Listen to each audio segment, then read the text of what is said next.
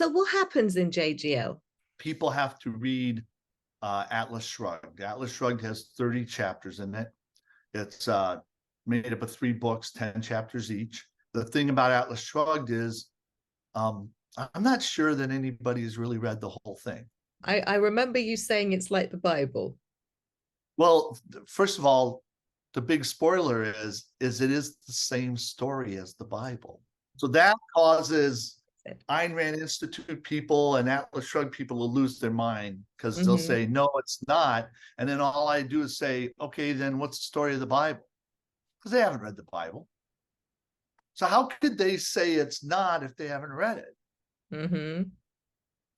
So it's just ironic because religious people hate Atlas Shrugged. Atlas Shrugged people hate religious people, and they both have the same book. So I find that absolutely hilarious. Okay. So that's the unity part, right? Yeah. So left wing or liberal people can't make it past the first 5 chapters of Atlas Shrugged. There's too much talk about making money, Capitalism, and business and entrepreneurs that they just go, I don't want to read this book. Okay. The right-wing people, the capitalists, can't make it past the 15th chapter of the book. So this is the first. So hang on, I'm confused now. So are you saying right wing's different to a capitalist? No, I'm saying it's the same thing. Right-wing. Oh, good. That's what I thought as well, because like there were 2 words. So they make it. They make it past the first 5 chapters. Yeah.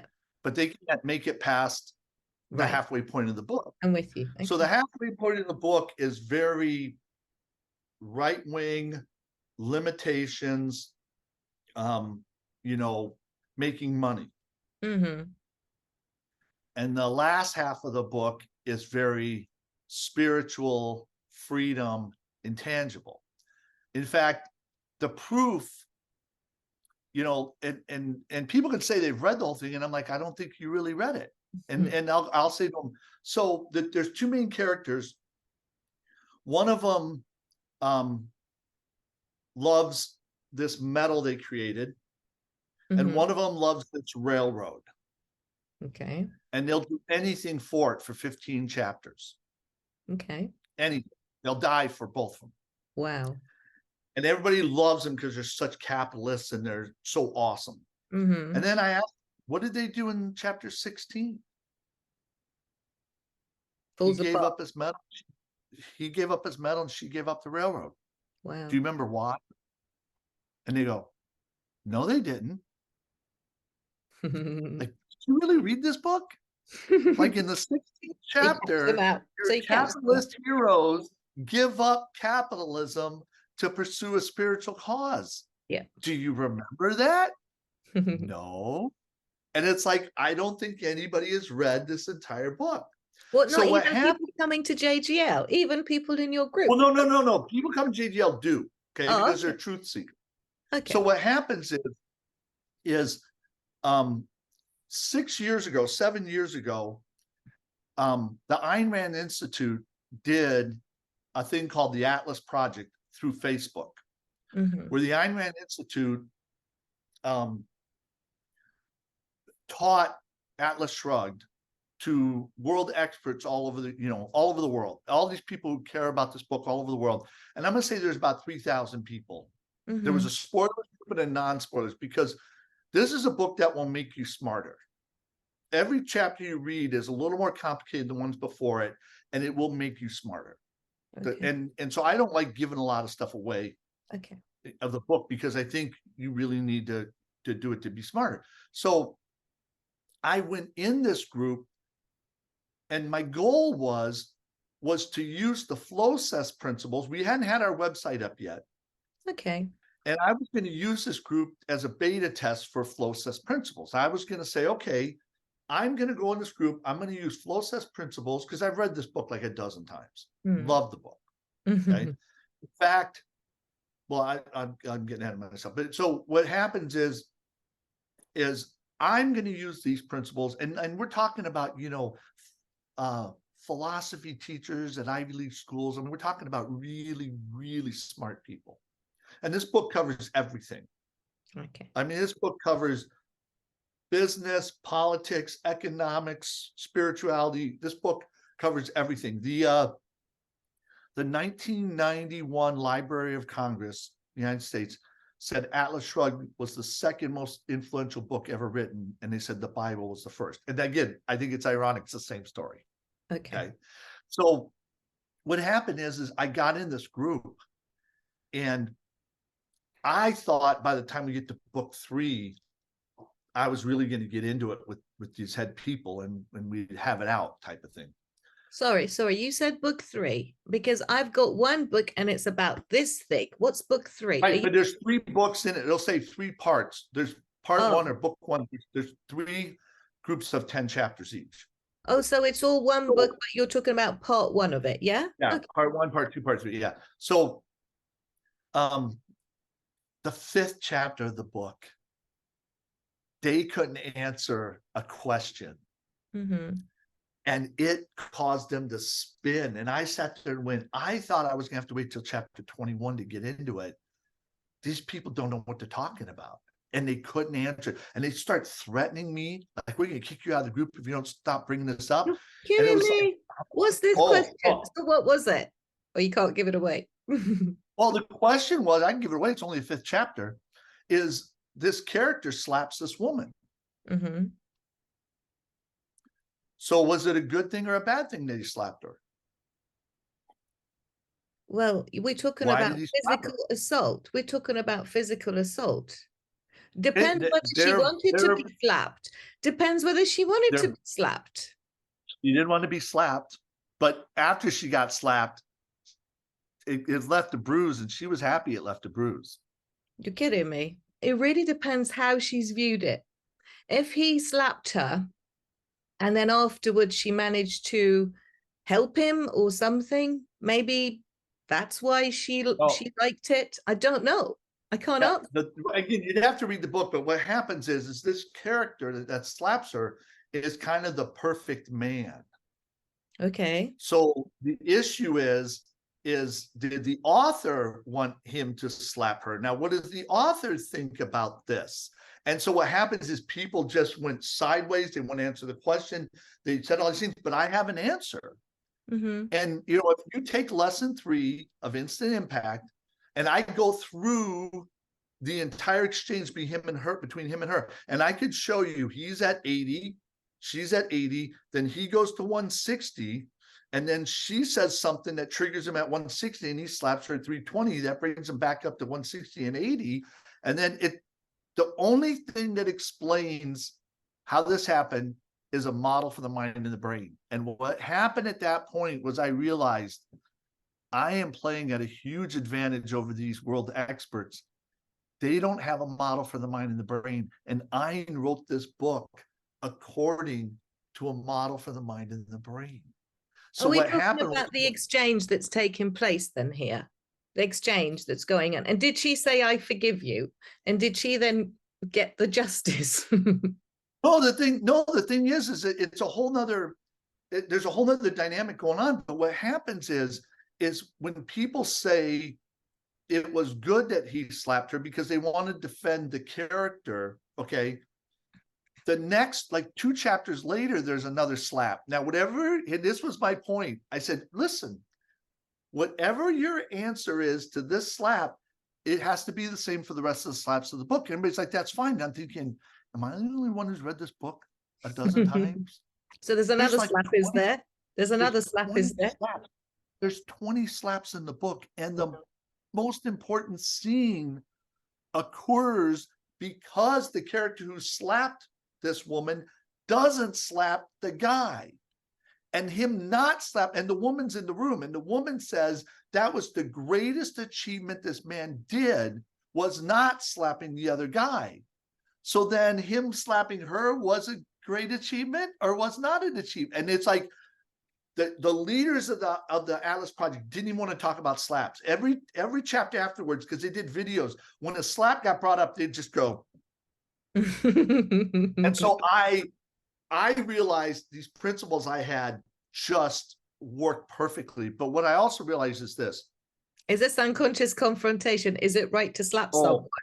No? Oh, well, no, yeah. Well, the effect of it is it was unconscious. So what happened is I realized everybody who reads Atlas Shrugged reads it from a literature perspective or from an economic or and political perspective. Not from No one, integrity perspective. no one reads it from a scientific perspective. Okay. And the main character is a scientist. And that's the thing that everybody wants to say they're this main awesome character, godlike character. And all I had to do is write Ein's description of him. And it's like he had the mind of a scientist. Okay. That's the first line of this guy's description. So now me, out of 3,000 people reading this book, me and a guy who lives in South Central Los Angeles were the only two scientists taking this in this group.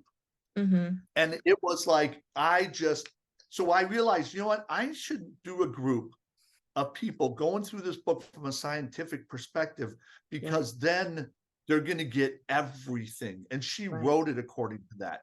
And she described the 4 thought processes.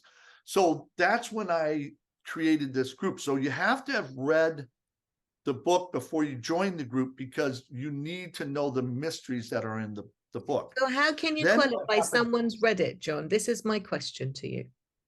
How do you qualify? Well, You just take their word for it? the thing is that there's a humongous mystery revealed in chapter 21 and 22. Essentially, Ein described heaven or paradise perfectly. Mm-hmm. She described it better than anybody's ever described it. And it's the generative community, right? This is a generative everyone's community. giving to each other, yeah? Everybody out of their uniqueness. Yeah. Okay. So what happens is what we do is we start at the end of May and we go through the end of the year, December. And we go on this journey, we get on this train and we go on this journey to the generative community. And it's through a blog and everything. And what happens is I like to have 30 people on it. Okay. Mm-hmm. So this year I had 14 first-time writers, mm-hmm. and I had 14 mentors. So somebody would mentor each person once a week. Cool. And every week there's these 4 posts. And so, well, first of all, one of the things is this is the time of year that we say to people, start reading it for May. And then I have notes that help people follow along the book, because by the first 5 chapters, there's so many characters, it's easy to get lost. And people have told me using my notes helps them through. Okay. The notes, I wrote those notes in 2000. Mm-hmm. I used those notes to write my first book, Modeling God. Okay. In 2007.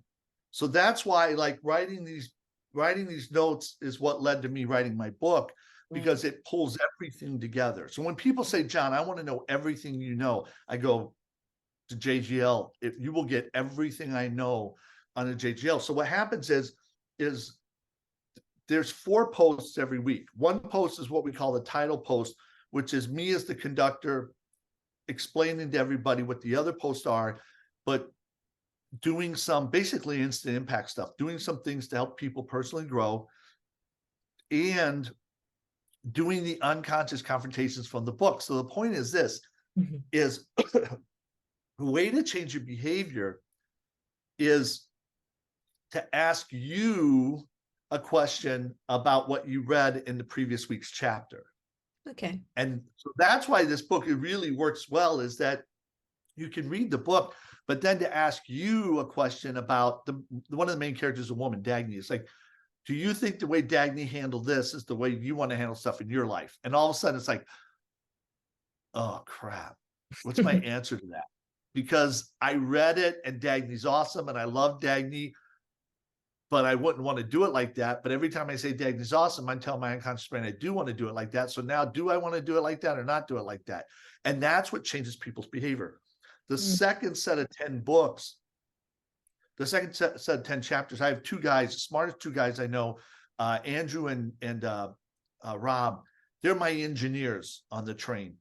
And they write these articles that I have had people tell me the best part of the JGL is reading these two guys' articles, because they write articles on everything, Okay. you know, economics, politics, you name it. Like these articles, like people on this ride, you know, people have told me, like, I am learning so much from their articles, and they tape them so you can listen to them in your Mhm. car and stuff and everything. So the second 10 is really learning your uniqueness completely, your Flowcess and everything.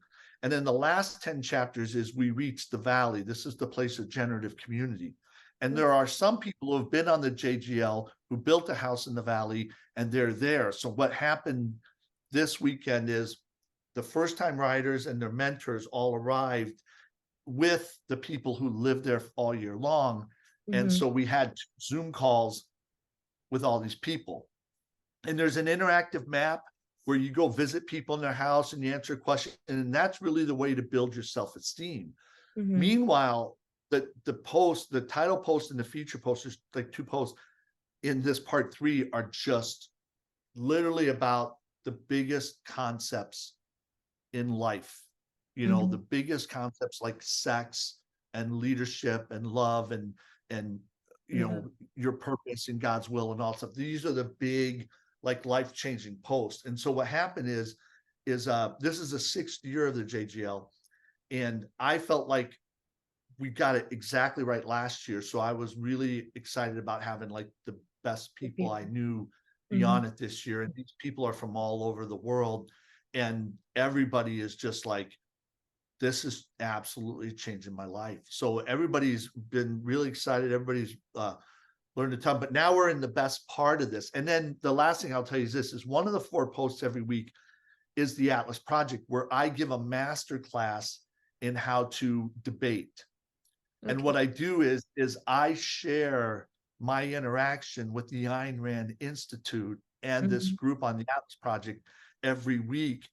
My questions to them, why I asked this question, what their response was, and my strategy. Because what tends to happen is I'll get involved in a group that is doing, like, this group went 44 weeks, okay? Right.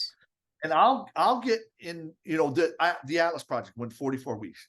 And I'll get involved in groups that'll do like a book club or a Bible study.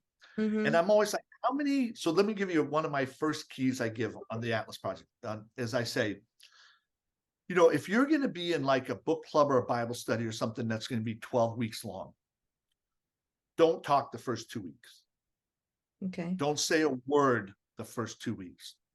Because when you get a group of people together, there's going to be 1 or 2 people who do all the talking. Mhm. They're trying to intimidate the group. They're trying to overwhelm the group, and they're just going blah, blah, blah, blah, blah, blah, blah, blah, blah, blah, blah, blah, blah. And by the second meeting, everybody in that group hates that person. They have a negative emotion. They wish that person would just shut up. And then when you talk, everybody loves you. Mhm. Everybody can't get enough of you. People will literally tell the person talking, shut up. John, what do you think about that?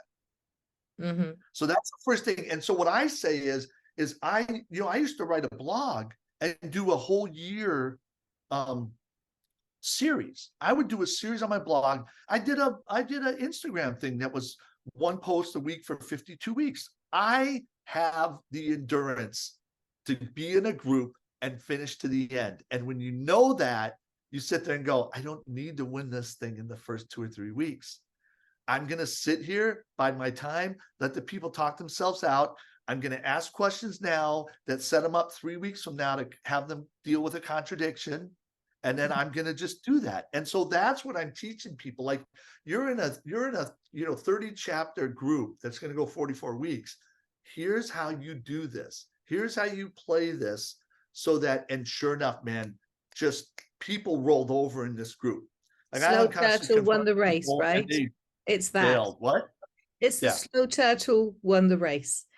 Okay. right. But So, also it's the contradiction. What happens is, and this was 7 years ago. This is my actual best example. I know I wrote The Hypocrisy of Bullying and I give all those examples of dealing with people.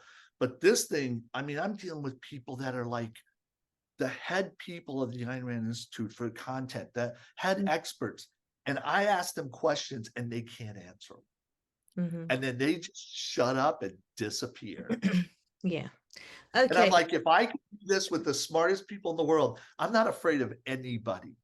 I will Okay. have a conversation with anybody because I just want the truth. All I do is I'm trying to understand you. And Yeah. if you misinterpret tension as abuse, your unconscious knows I didn't abuse you. But your Mm. conscious is trying to look for a way out and thinks it's abuse. And then that you're going to have this internal battle where you want to really get ramped up against me. And your unconscious going, buddy, I'm 90% of your brain. If you say that to John, I will destroy you. Just shut up.